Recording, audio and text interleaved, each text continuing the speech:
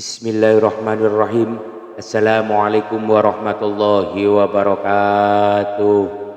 Syukur alhamdulillah kita masih bertemu lagi di channel ini.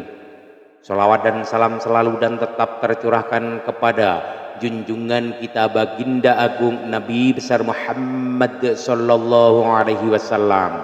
Allahumma sholli ala sayyidina Muhammad wa ala ali sayyidina Muhammad. Harapan dan doa saya, semoga saudaraku semuanya selalu diberikan kesehatan, dilancarkan rezekinya, diampuni segala dosa-dosanya, dan dipanjangkan umurnya. Amin, amin, ya rabbal alamin. Sahabat beriman yang dirahmati Allah, ketika kita mengeluh, sungguh semua terasa begitu berat, bahkan untuk melemparkan senyum sekalipun. Mari bermuhasabah sejenak dengan bertanya kepada diri kita tentang mengeluh. Kapan terakhir kali kita mengeluh? Apa yang kita keluhkan dan bagaimana tindakan kita setelah itu? Mungkin pertanyaan-pertanyaan di atas terdengar sangat klise, namun bisa jadi kalau kita mau membuka ruang untuk merenungkan lebih dalam, kita dapat mengambil hikmah tentang aktivitas mengeluh tersebut. Pernahkah Anda beranggapan bahwa mengeluh itu adalah semacam mekanisme psikologis untuk menurunkan ketegangan atas tekanan dinamika kehidupan? Atau barangkali Anda termasuk dalam golongan mereka yang memandang mengeluh adalah suatu tindakan kekanak-kanakan yang hanya melahirkan masalah-masalah baru, bukannya solusi.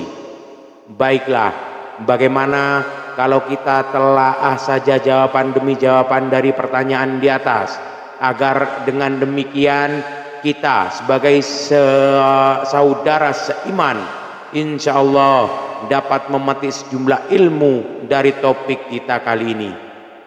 Mengeluh itu sifat, sungguh jelas firman Allah yang termaktub dalam Al-Quran surat Al-Ma'arif ayat 19 sampai 21 yang mengatakan bahwa sesungguhnya manusia diciptakan bersifat keluh kesah lagi kikir, apalagi ia ditimpa kesusahan ia berkeluh kesah, dan apabila ia mendapatkan kebaikan harta ia amat kikir.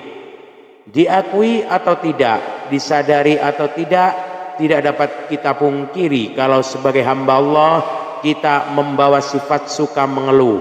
Namun kadar keimanan seseorang atau keluasan ilmu agama seseorang tentu menjadi pembeda. Ketika frekuensi aktivitas mengeluh meningkat, mudah-mudahan kita segera ingatkan oleh Allah, entah melalui seorang teman, sanak saudara, atau suatu kejadian, agar kita bisa tetap istiqomah menjadi hambanya yang beriman dan bertakwa. Dengan ilmu agama dan kedalaman berfikir, insya Allah setiap insan mukmin tidak dengan mudah mengumbar keluh kesah dimanapun dan kapanpun. Seperti fenomena sekarang ini, keberadaan media sosial menjadi suatu alat yang dipakai untuk menyalurkan keluh kesah secara emosional yang tentu saja lebih besar mudaratnya daripada manfaatnya. Maka disinilah kita sebagai kaum beriman harus tetap berhati-hati agar tidak mengundang murka Allah. Masalah hidup adalah topik utama. Dunia dan kehidupan manusia memang tidak pernah membuat para hamba Allah tenang. Roda terus berputar, dan ketika kita ada pada putaran bawah, disitulah pusaran keluh kesah sering kali terdengar. Sebagai kaum beriman, kita perlu mengingat firman-Nya, dan tidaklah kehidupan dunia ini melainkan senda gurau dan main-main. Dan sesungguhnya akhirat itulah yang sebenar-benarnya kehidupan kalau mereka mengetahui. Quran surah Al-Ankabut ayat 64. Tapi kenapa kita sering lupa atau melupakan kenyataan bahwa bagi umat Islam persoalan akhirat adalah jauh lebih utama dari persoalan dunia. Kalau memang dunia hanya melahirkan begitu banyak permasalahan dan keluhan, kenapa dunia masih begitu dicintai hingga akhirat dinomorduakan?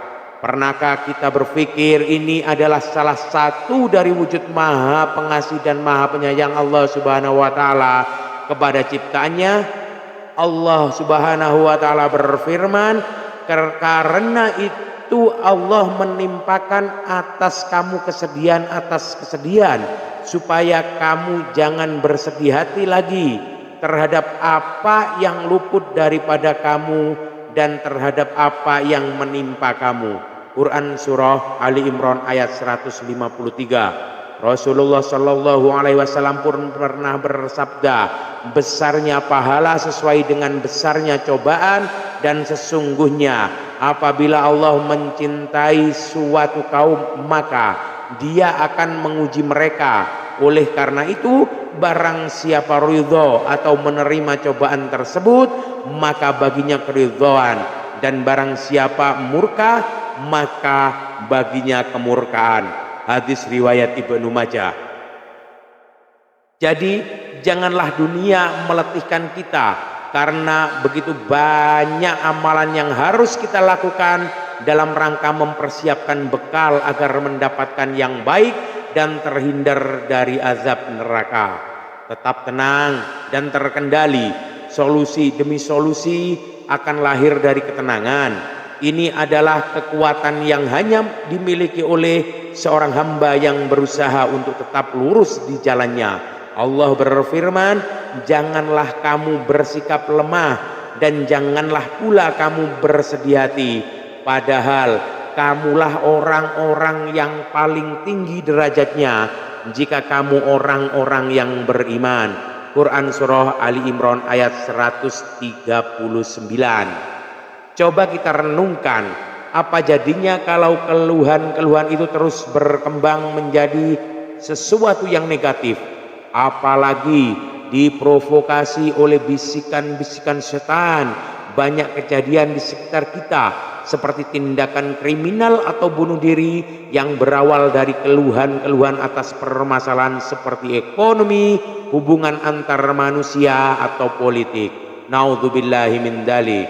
Dengan kata lain, daripada mengeluh lebih baik kita berdoa agar kita diberikan jalan atau solusi terbaik oleh Allah.